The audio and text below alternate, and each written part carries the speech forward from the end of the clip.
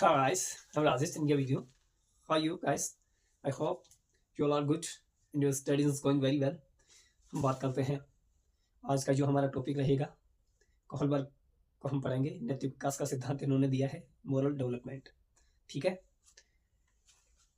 नैतिक विकास का सिद्धांत, theory of moral development, Kohlberg, Lawrence Kohlberg ने दी है। अमेरिकन साइकोलॉजिस्ट हैं ये। इन्होंने अलग अलग एज के बच्चों के ऊपर एक्सपेरिमेंट किए हैं, कुछ कहानियां इन्होंने लिखी हैं। उनमें से एक फेमस है हाइंस डिलेमा, आपने पढ़ा होगा। हाइंस डिलेमा, हाइंस डिलेमा इनकी कहानी है। हाइंस डिलेमा, हाइंस की, हाइंस एक व्यक्ति हैं और इनकी मिसेस को सीवियर डिजीज हो जाती है, लाइलाज बीमारी हो जाती है।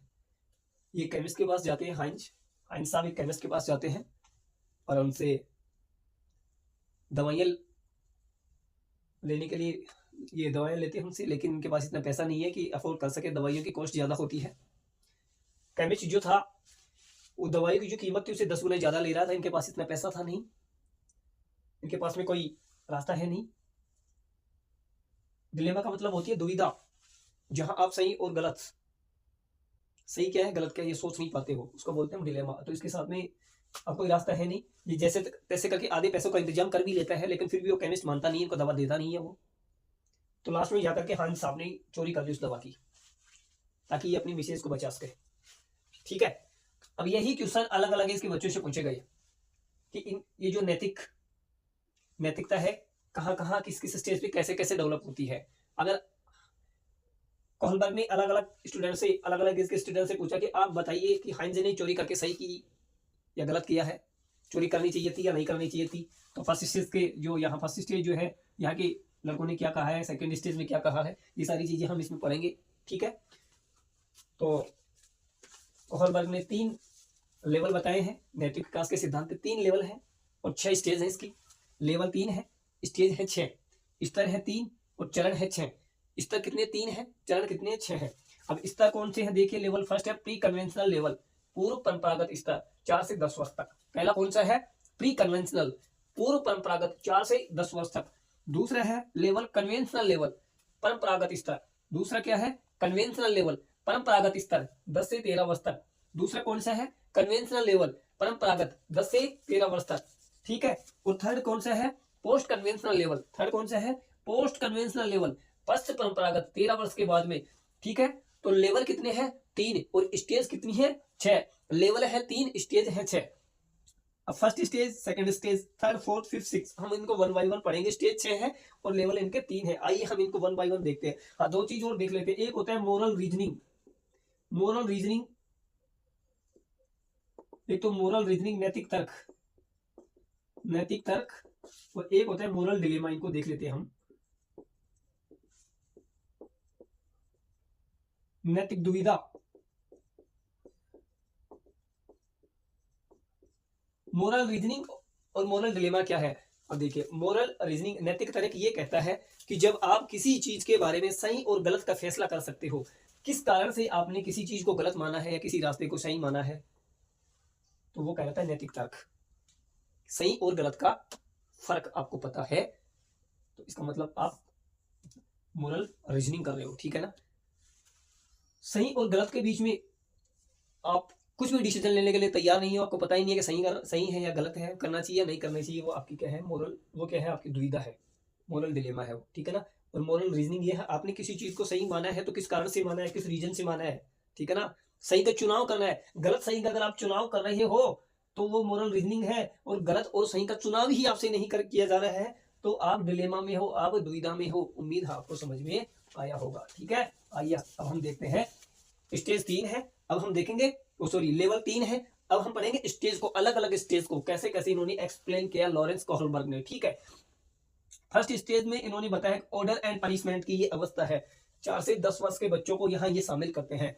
ऑर्डर एंड पनिशमेंट, यहाँ बच्चा नैतिक क्यों है, यहाँ बच्चा नैतिकता तभी दिखाएगा दंड से बचने के लिए। वो अपने दंड से बचने के लिए, ताकि उसे दंड ना मिले, इसलिए वो क्या करते हैं, नैतिकता दिखाता है, नैतिक होता है, नैतिक बनने की कोशिश करता है ताकि उसे दंड नहीं मिले। ठीक है ना, इससे ज्यादा कुछ नहीं है यहाँ, ठीक है ना। ऑर्डर एंड पनिशमेंट, आज्ञा एवं दंड की अवस्था ये कहती है यहाँ बच्चा शैशवावस्था में होगा, 4 से 10 वर्ष की अवस्था शैशवावस्था की अवस्था है ये। यहाँ बाल्यावस्था होगा, ठीक है ना, किशोरावस्था से पहले, ठीक।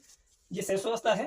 पूर्व परंपरागत, यहाँ बच्चा फर्स्ट स्टेज में नैतिक तभी होगा क्योंकि उसे पनिश नहीं होना है, दंड से बचने के लिए बच्चा नैतिक होता है यहाँ।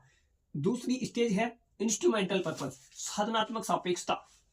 ये कहता है कि यहाँ बच्चा नैतिक क्यों होगा, यहाँ बच्चा नैतिक तभी होगा जब आप उसके साथ में, यहां बच्चा साधनात्मक सापेक्षतावादी होगा। Instrumental purpose, tit for tat, ठीक है ना, टिट फॉर टैट वाली अवस्था है ये, ठीक है ना। इसका मतलब क्या है, यहाँ जो बच्चा होगा उसको अगर आप चॉकलेट दे रहे हो, चॉकलेट अगर आप उसको दोगे तो ही आपको रिटर्न चॉकलेट देगा, नहीं देगा, ठीक है ना। यहाँ बच्चा अगर क्लास में है, मान लीजिए एक रोहित है, एक सोहन है, दो दोस्त है। सोहन ने रोहित को टिफिन दिया है, रोहित ने सोहन को टिफिन दिया है, एक रोज दिया, एक रोज रोहित ने सोहन को टिफिन शेयर कर दिया। 10 रोज के बाद में सोहन जो है उसने अपना टिफिन किसको शेयर किया, रोहित को। ले भाई, तूने भी तो मुझे 10 रोज पहले टिफिन शेयर किया था, इसलिए मैं भी आपको आज एक टिफिन शेयर कर रहा हूं, ठीक है। टिट फॉर टैट वाली क्या है ये अवस्था है, ठीक है भाई। यहां बच्चा नैतिक तभी होगा तब आप उसके साथ में क्या होगा, म्यूचुअल एक्सचेंज, ठीक। अब लेवल सेकंड है कन्वेंशनल परंपरागत, 10 से 13 अवस्था की आयु, ठीक। यहां बच्चा थर्ड स्टेज में आएगा, गुड बाय नाइस कल। यहां बच्चा नैतिक इसलिए होगा, नैतिक बनना इसलिए बनेगा ताकि उसमें समाज में अच्छा कहा जाए, विद्यालय में उसे अच्छा कहा जाए। क्यों, वो अपने से सोसाइटी के अंदर मान लीजिए अपने से बड़ों का सम्मान करता है, उनके पैर छूता है तो कहेंगे वाह कितना बढ़िया लड़का है, ठीक है ना, सबका सम्मान करता है, ठीक है ना। तो उसे गुड बाय नाइस कल, यहाँ गुड बाय नाइस कल ये कहता है कि यहाँ जो थर्ड स्टेज है, यहाँ पे लड़का जो होगा वो अच्छा बनने के लिए, किसके लिए, ताकि उसे समाज के द्वारा अच्छा कहा जाए, उसे अपने टीचर्स के द्वारा अच्छा कहा जाए, वो टीचर्स को फॉलो करेगा, उनकी बात मानने लगेगा, ठीक है ना, ताकि वो उसे क्या कह सके, गुड बॉय नाइस गर्ल, ठीक है भाई। थर्ड स्टेज क्या कहते हैं, गुड बॉय नाइस गर्ल, कि उसे समाज वो ऐसे काम करे ताकि उसको समाज अच्छा कहे, टीचर्स के साथ में ऐसा व्यवहार रखे ताकि उसको टीचर्स अच्छा कहें। यहाँ वो नैतिक थर्ड स्टेज में इसलिए है ताकि उसे अच्छा कहा जाए, उसे सिर्फ क्या सुनना है कि हाँ मैं अच्छा हूँ, और ये कौन कह रहा है, समाज कह रहा है, ये कौन कह रहा है, टीचर्स कह रहे हैं, इसीलिए वो नैतिक होता है यहाँ भी, ठीक है ना। लॉ एंड ऑर्डर, सामाजिक व्यवस्था, चौथा स्टेज कहता है लॉ एंड ऑर्डर। यहाँ बच्चा नैतिक क्यों है, क्योंकि उसे सामाजिक व्यवस्थाएं बनाए रखनी है, इसलिए वो नैतिक है। यहाँ नैतिक क्यों है फोर्थ स्टेज में, क्योंकि उसे कुछ सामाजिक व्यवस्थाएं होती है, उनको बनाए रखने के लिए, उनका पालन करने के लिए वो नैतिक होता है। जैसे मान लीजिए उसको ये पता होना चाहिए कि रोड के किस साइड में चलना चाहिए, ठीक है ना, उसे ये भी पता होना चाहिए कि जो हमारी नैतिक जिम्मेदारी क्या है, हमें रेड लाइट को ब्रेक नहीं करना है, ये हमारी नैतिक जिम्मेदारी है। कुछ नैतिक जिम्मेदारियां हमारी हैं समाज के साथ में, उनको हमें पालन करना है, ठीक है ना। लॉ एंड ऑर्डर यही कहता है ये फोर्थ स्टेज। अब फिफ्थ स्टेज जो है थर्ड लेवल का, थर्ड लेवल में फर्स्ट स्टेज वो सॉरी फिफ्थ स्टेज है सोशल कॉन्ट्रैक्ट, सामाजिक समझौते की अवस्था, सामाजिक समझौते की अवस्था, सोशल कॉन्ट्रैक्ट। सोशल कॉन्ट्रैक्ट, समाज के साथ में कुछ समझौते होते हैं, अगर आपके साथ में गलत हो रहा है तो आप उस कॉन्ट्रैक्ट के अगेंस्ट में जा सकते हो और आप कुछ नियम कुछ कानून को आप बदल भी सकते हो। मान लीजिए अगर आपके सोशल कॉन्ट्रैक्ट को ब्रेक करने की वजह से या तोड़ने की वजह से अगर किसी की जान बचती है तो आप इस सोशल कॉन्ट्रैक्ट को तोड़ सकते हो, नथिंग मोर देन दैट। इसका कहने का मतलब यही है कि सामाजिक समझौते की अवस्था का मतलब है जो आपका समाज के साथ में कॉन्ट्रैक्ट है तो आप उसको कुछ परिस्थितियों में आप उसको तोड़ भी सकते हो, ठीक है ना। और लास्ट है यूनिवर्सल एथिकल, सार्वत्रिक। ये जो आपका सिक्स्थ स्टेज है, यहाँ पे बच्चे का नैतिक विकास सबसे ज्यादा होता है। यूनिवर्सल एथिकल यानी कि यहाँ हम ये कह सकते हैं, यहाँ एक जन कल्याण की बड़े लेवल के ऊपर जन कल्याण की भावना का विकास उसके अंदर विकसित हो जाता है, वो इतना नैतिक हो जाता है, like that Nelson Mandela, Mahatma Gandhi की तरह वो एक बड़े लेवल पे नैतिक विचार रखने लग जाता है। तो उम्मीद है ये आपको समझ में आया होगा। देख लिए हम इसका एक ओवरव्यू और ले लेते हैं। कोहलबर्ग ने 3 स्टेज बताई हैं, वो सॉरी लेवल 3 है और स्टेज है 6। तो पहली लेवल है प्री कन्वेंशनल, सेकंड लेवल है कन्वेंशनल और थर्ड लेवल है पोस्ट कन्वेंशनल। और सिक्स स्टेज है, फर्स्ट स्टेज है ऑर्डर एंड पनिशमेंट। यहाँ क्या है, यहाँ जो बच्चा होगा फर्स्ट स्टेज में वो नैतिक किस लिए होगा, ताकि उसको पनिश नहीं किया जाए, उसे दंड ना मिले। सेकंड स्टेज पे इंस्ट्रूमेंटल पर्पज होगा उसका, टिट फॉर टैट, वो तभी नैतिक होगा तब उसके साथ में भी कुछ मतलब म्यूचुअल एक्सचेंज होगा, ठीक है ना, इंस्ट्रूमेंटल पर्पज, ठीक। थर्ड क्या कहता है, गुड बॉय नाइस गर्ल, यहाँ बच्चा नैतिक इसलिए है क्योंकि उसे समाज के साथ में, ये अपने फैमिली से क्या मिले, एक फीडबैक मिले कि हाँ ये लड़का लड़की अच्छा है, ठीक है ना, यहाँ इसलिए वो नैतिक है। आगे है लॉ एंड ऑर्डर, यहाँ फोर्थ स्टेज में सामाजिक व्यवस्था को बनाए रखने के लिए वो नैतिक होता है, ठीक है ना, सामाजिक कुछ व्यवस्थाएं होती हैं उनको बनाए रखने के लिए, लॉ एंड ऑर्डर को फॉलो करने के लिए वो यहाँ पे क्या होता है, नैतिक होता है, ठीक है भाई। अब देखिए लेवल थर्ड कहता है पोस्ट कन्वेंशनल लेवल है।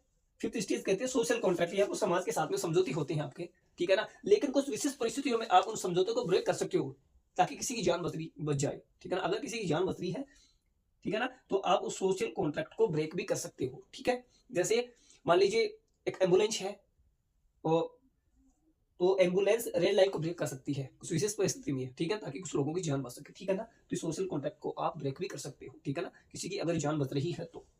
यूनिवर्सल एथिकल सार्वत्रिक नीति पर यहाँ आकर के आदमी सेल्फ एक्चुअलाइजेशन जिसको हम बोल सकते हैं, यहाँ जो होता है सिक्स स्टेज पे, यहाँ नैतिक विकास उसमें बहुत ज्यादा हो जाता है, ठीक है, वो जल कल्याण के बारे में सोचने लग जाता है, एक इंटरनेशनल और नेशनल लेवल पे हम उसको बोल सकते हैं, ठीक है भाई।